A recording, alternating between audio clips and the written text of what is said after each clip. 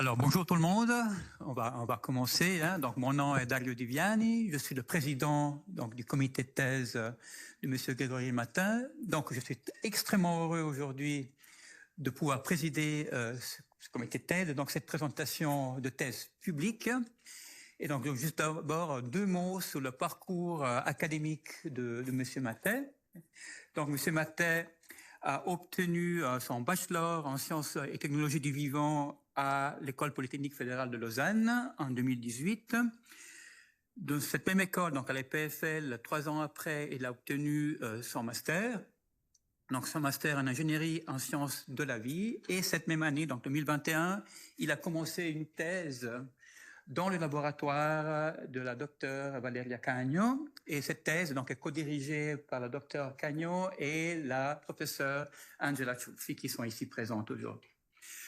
Donc, le comité de thèse donc, qui a évalué Monsieur Matet déjà au mois de décembre, le 12 décembre, donc il a eu un examen privé pour cette thèse qu'il a brillamment passé.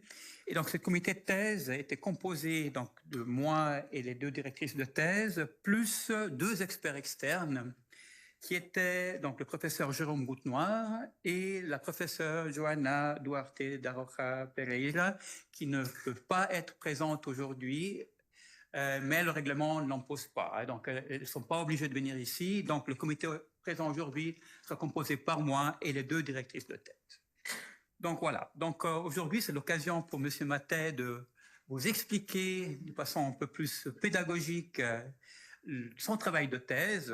Et donc, cette présentation qui va durer plus ou moins 25 minutes sera donc suivie par une séance de questions, donc par les membres du jury de thèse, mais surtout aussi par vous, donc par le public, donc la famille, les amis, les collègues, donc sont invités vraiment à poser toutes les questions qui peuvent poser. Donc, si vous n'avez pas compris quelque chose, si vous ne comprenez pas l'implication publique de cette thèse et quelles sont les applications en général, il n'y a pas de questions simples ou bêtes. Donc, vous êtes vraiment invité à poser toutes vos questions. Hein? Donc, ceci dit, donc, je laisse la parole à Monsieur Matet. Donc, sa thèse, sa présentation aujourd'hui s'intitule « Conception d'approche innovative pour des antiviraux à large spectre ». Donc, je vous laisse la parole et on va continuer la discussion à la suite de votre présentation. Merci beaucoup. Bonsoir et bienvenue à la soutenance publique de ma thèse. Ce soir, je vous embarque dans le monde merveilleux des virus et plus particulièrement des antiviraux. Mais avant de commencer, je profite juste car une personne aurait dû être là ce soir mais qui est disparue. Alors j'allume une bougie en son honneur. Il va peut-être voilà. Et je lui rajoute aussi un chocolat parce qu'elle était très friande de chocolat. Voilà. Pour ça, c'est ma grand-maman qui est partie un peu trop tôt. Permettez-moi également de vous rappeler de ne pas manger le chocolat, même si c'est une thèse apparemment sur la tentation, mais voilà. C'est très bien, Alix, tu l'as gardé. Alors, si vous avez toujours voulu savoir ce que je faisais au CHUV, ou alors si vous avez toujours pas compris, voici les explications.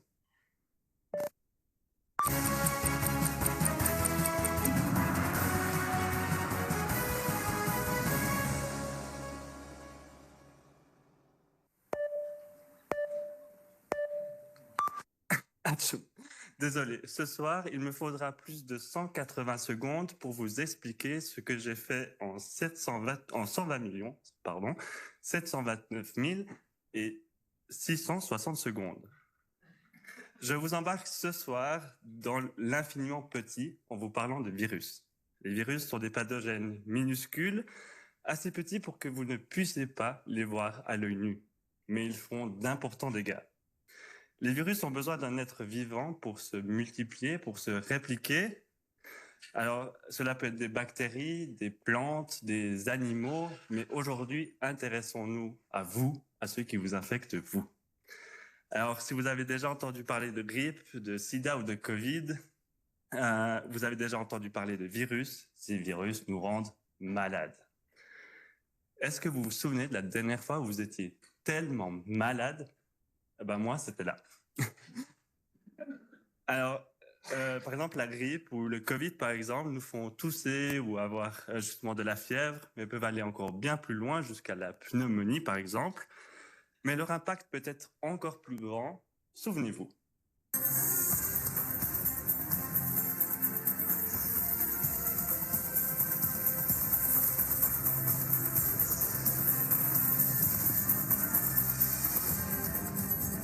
Bonsoir à toutes, bonsoir à tous et bienvenue en direct dans ce 19h30. Tout va fermer ce soir en Suisse.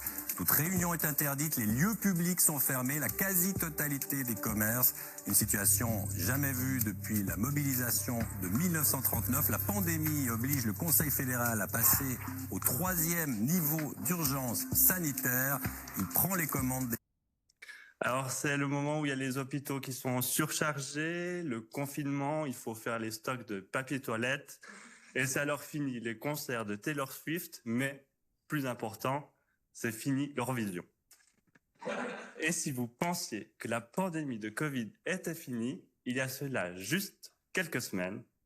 Et on reste aux États-Unis où la Californie a déclaré l'état d'urgence face à la grippe aviaire. Un premier cas grave de contamination humaine a été détecté cette semaine. Les autorités mettent tout en œuvre pour éloigner le spectre d'une pandémie, alors que le virus a déjà décimé des exploitations agricoles entières. Julien von Rotten.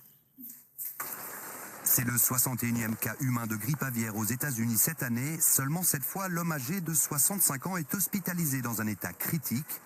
C'est le tout premier cas grave de contamination humaine au virus H5N1 dans le pays.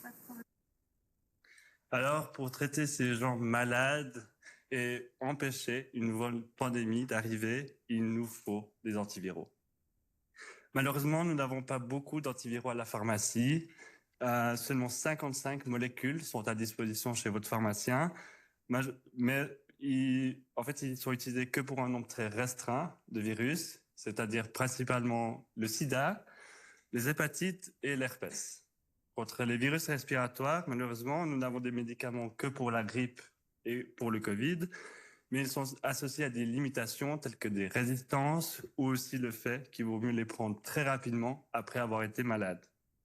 Ce soir, je vais donc vous partager 2 exemples de mes travaux de recherche qui permettront d'avoir peut-être un jour des médicaments en plus contre ces virus respiratoires. Commençons par un médicament qui vous sera fort utile en hiver lorsque vous serez infecté par un virus respiratoire tel que la grippe ou le Covid. Alors, pour vous mettre en situation, ceci est votre grand moment, vous pouvez prendre votre chocolat et le déballer et surtout garder l'emballage pour plus tard parce qu'il vous sera fort utile. Mais mangez un morceau de ragusa ou d'un Lindt en l'occurrence. Est-ce que vous aimez l'onctuosité du chocolat? Vous aimez probablement le sucre qu'il contient. Les virus aussi aiment le sucre, alors pas tout à fait les mêmes. À la surface de vos cellules, on y retrouve des sucres et il y a majoritairement 3 grandes familles qui existent. Et en fait, ces sucres sont utilisés par les virus pour s'attacher à vos cellules avant d'y entrer, ou alors il va alors les infecter et du coup se multiplier à l'intérieur. Les virus respiratoires, eux, utilisent majoritairement 2 de ces grandes familles de sucres. Alors, pour faire simple, on va aussi les appeler chocolat et lait. Vous verrez pourquoi. Alors, pour qu'au prochain hiver, vous puissiez avoir un médicament que vous utiliserez en cas de symptômes grippaux, qui soit efficace contre les virus respiratoires les plus préoccupants d'aujourd'hui, j'ai créé une molécule qui imite les sucres utilisés par ces virus respiratoires. Alors, ce type d'antiviraux fonctionne ainsi. La molécule va venir s'attacher au virus, car le virus reconnaît à la surface de la molécule un sucre qu'il utilise. Une fois attachée au virus, la molécule va créer une force sur le virus qui va finir par l'exploser avant même de vous infecter. Alors, jusqu'à maintenant, on imitait le lait ou le chocolat, donc les 2 grandes familles de sucres utilisées par ces virus respiratoires. Mais pour créer un antiviral encore plus efficace, nous avons donc décidé d'imiter les 2 en même temps. Alors, la solution la plus simple, c'est de simplement mélanger les deux. Mélanger du lait et du chocolat, ça vous fait un bon chocolat chaud. Alors, on l'a testé aussi. Alors, ce chocolat chaud, je l'ai testé sur un virus qui vous a déjà toutes et tous infecté une fois enfant et qui vous réinfectera probablement une fois plus âgé. Il se prénomme para-influenza. Alors, ce virus utilise les deux sucres, le lait et le chocolat, pour infecter vos cellules. De ce fait, en fait, j'ai mixé du coup ces deux molécules qui imitent le lait ou le chocolat. Donc, j'ai créé un chocolat chaud et j'ai regardé l'effet du chocolat chaud sur l'inhibition du virus. Est-ce que la combinaison des molécules me donne un avantage? Du coup, une plus grande inhibition que l'une ou l'autre, que l'effet cumulé des deux molécules, ou au contraire, la combinaison diminue l'inhibition d'une ou l'autre de mes molécules. Malheureusement, si vous croyez que vert est une couleur qui évoque la réussite, alors ici, pas du tout. Cela veut juste dire que mes molécules qui imitent soit le lait, soit le chocolat, en fait, rentrent en conflit et s'opposent entre elles. Alors, pour expliquer le pourquoi il y a cette interférence, j'ai simulé sur ordinateur comment chacune d'entre elles va s'attacher à une protéine de surface du virus. Le chocolat, ici en vert, lui, va s'attacher à quelque part sur cette protéine de très spécifique. Et il utilise 3 acides aminés, ici en bleu, pour se stabiliser. Malheureusement, la molécule qui imite le lait, elle, alors se lie un peu partout, mais si on regarde à l'endroit où se liait le chocolat, en fait, on y voit est-ce qu'il marche? Oui. En fait, on voit qu'il interagit avec le même acide aminé. Et du coup, la molécule de lait déstabilise le chocolat et prend donc sa place. Alors, c'est là où on a eu une idée avec Paolo, un chimiste de l'EPFL, et on a décidé que durant le processus de fabrication de la molécule qui imite le chocolat, nous y avons rajouté du lait en poudre. Alors, on a créé du coup une molécule qui imite le chocolat et le lait, car les deux seront alors présents sur la molécule. Le virus peut alors reconnaître et utiliser l'un ou l'autre, voire même les deux en même temps. La différence avec le chocolat chaud que vous avez vu avant, c'est que cette fois-ci, c'est pas 2 molécules qu'on mixe ensemble, c'est une seule molécule. On a créé le chocolat au lait. Alors, on l'a testé sur tous les virus respiratoires qui posent particulièrement des soucis, que vous soyez bébé, adulte ou encore plus âgé. On y retrouve le virus du Covid, des grippes saisonnières, para-influenza, un autre virus préoccupant pour les enfants, mais aussi la grippe aviaire, vous avez vu avant, qui pourrait être la prochaine pandémie. Et la molécule continue de tuer. Mais ce qui est important, justement, c'est que on a remarqué que sur des cellules, cette molécule inhibe très bien cet ensemble de virus, et même mieux que des molécules précédemment étudiées, tout en regardant l'effet virucidal. Cependant, jusque-là, on teste la molécule sur des cellules de singes ou de chiens et qui proviennent de leurs reins.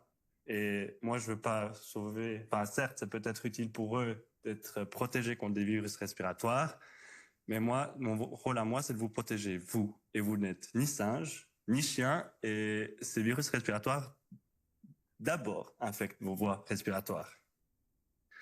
Alors, pour vérifier que ma molécule marche sur vos voies respiratoires, quoi de mieux de prélever à la source? Alors non, je n'ai pas utilisé d'humains pendant mes 4 ans, mais j'ai utilisé des tissus respiratoires humains créés à partir de vos biopsies. Et oui, la recherche utilise vos biopsies que vous faites chez le médecin. Alors, en utilisant ces tissus, j'ai montré que ma molécule réduit la production de 4 virus respiratoires différents sur ces tissus. Il s'agit de nouveau de para-influenza, d'un virus préoccupant pour les enfants, le virus du Covid et la grippe saisonnière. La ligne rouge que vous voyez sur chacun de ces graphes, c'est la production de virus sur des tissus traités. Elle est toujours plus basse que la ligne noire, qui est la production de virus sur des tissus non traités. Et de ce fait, ma molécule protège vos voies respiratoires. Alors, maintenant, est-ce que même si ce bout de tissu est très beau au microscope, il ne vous ressemble toujours pas? Alors, pour ressembler toujours plus à la complexité de l'homme et vérifier que ma molécule marche toujours, on est passé sur le modèle animal.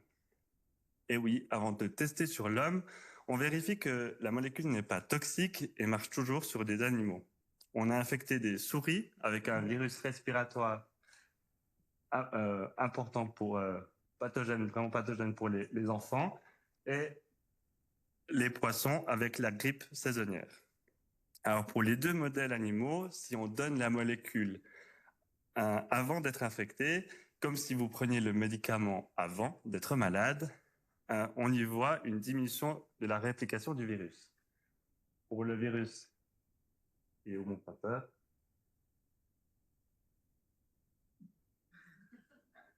donc pour la souris, on y voit une diminution ici, et chez le poisson, on y voit ici qu'on a une diminution. Alors, mais vous en conviendrez que vous ne sachez pas à l'avance quand vous serez malade. Vous prenez plutôt un médicament quand vous êtes déjà bien malade au fond du lit. Alors avec la souris, on l'a testé aussi. On a commencé à traiter les souris un jour après avoir été infecté. Et là aussi,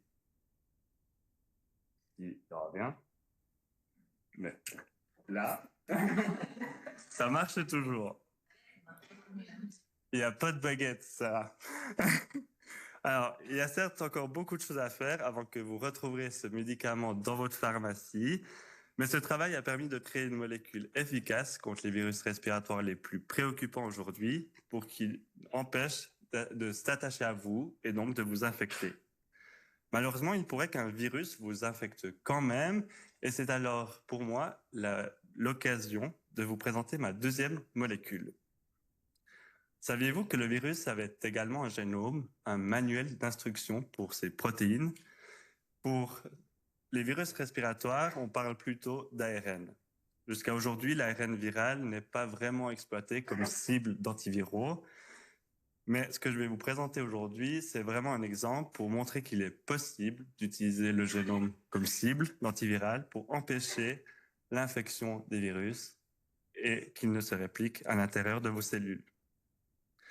Les virus, eux, doivent placer tout leur génome dans un minimum de place. Pour ce faire, ils utilisent diverses stratégies pour placer le manuel de production des protéines qu'ils ont besoin durant l'infection dans leur génome.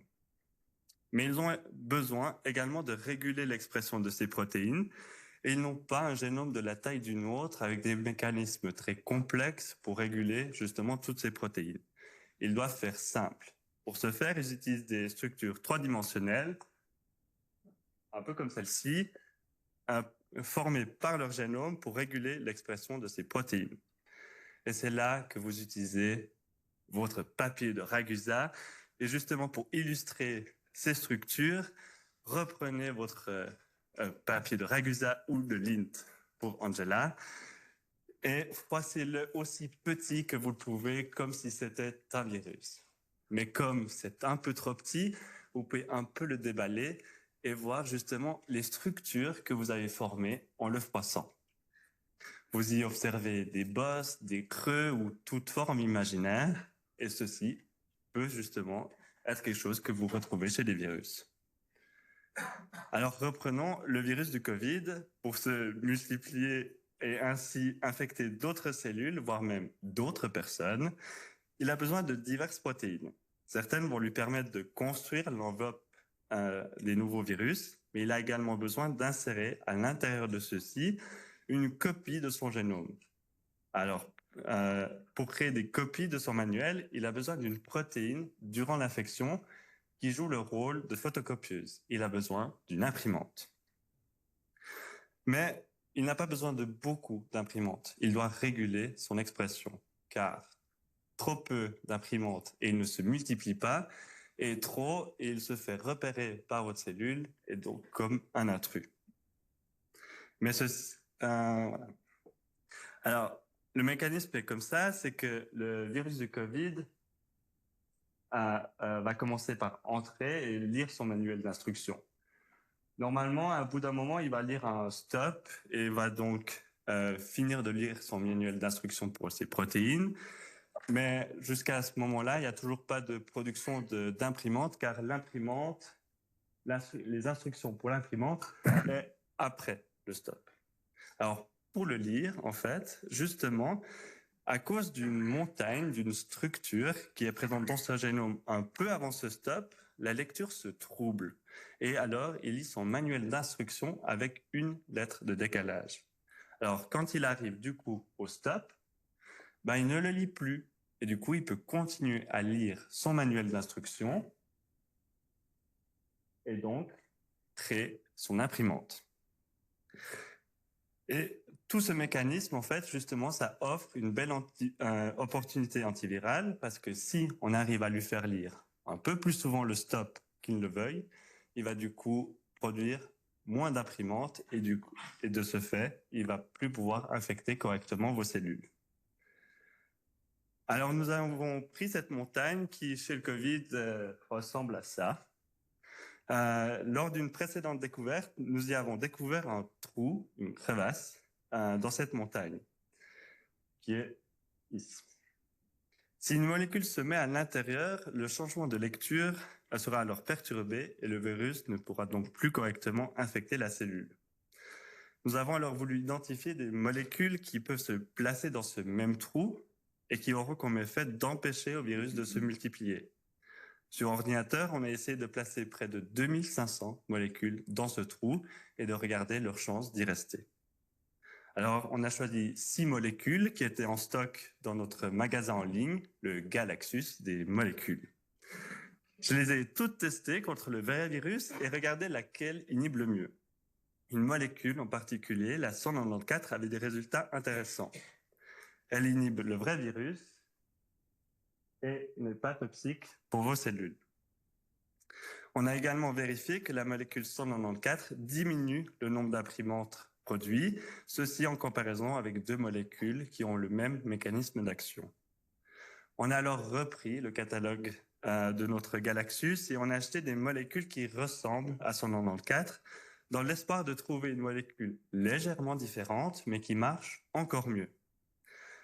Alors, au début, on n'avait rien trouvé, mais quelques jours avant de publier nos résultats, on a repris le paquet de Galaxus et en fait, ce qu'on avait constaté, c'est qu'une molécule, la 782, avait été oubliée d'être déballée. Et cette molécule 782, comme vous le voyez, est légèrement différente que la 194. Et ce changement, même si ridicule, a tout changé. Je l'ai testé contre le Covid et vous pouvez le voir, la courbe d'inhibition de la molécule 782 est plus à gauche que la courbe d'inhibition de la molécule 194.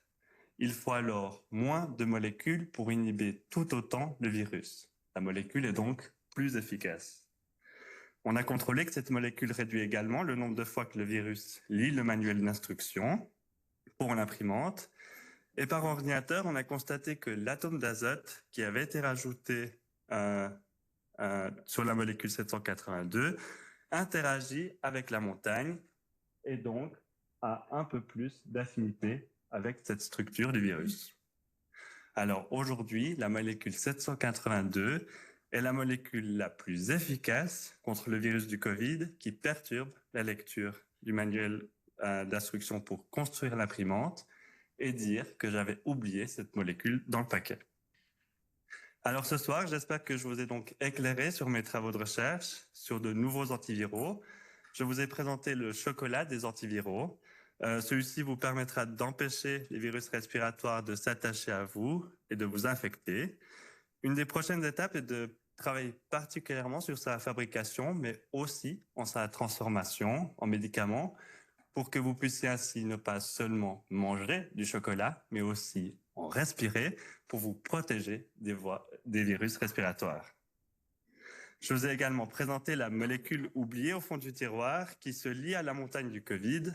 Alors certes, il y a encore beaucoup de choses à faire avant d'en faire un médicament, mais cette recherche a été particulièrement importante pour démontrer la faisabilité de notre approche. Il est possible pour un antiviral de se lier au génome du virus et impacter des fonctions importantes à son cycle de vie. Pour l'instant, on s'est concentré sur le virus de Covid, mais si vous reprenez vos emballages et que vous le comparez avec votre voisin ou voisine, vous pourrez retrouver des structures similaires, voire même identiques. Et chez les virus, c'est pareil. Il y a des structures similaires ou identiques, et donc on pourrait trouver une molécule qui inhibe plusieurs virus en même temps en s'attachant à une structure commune.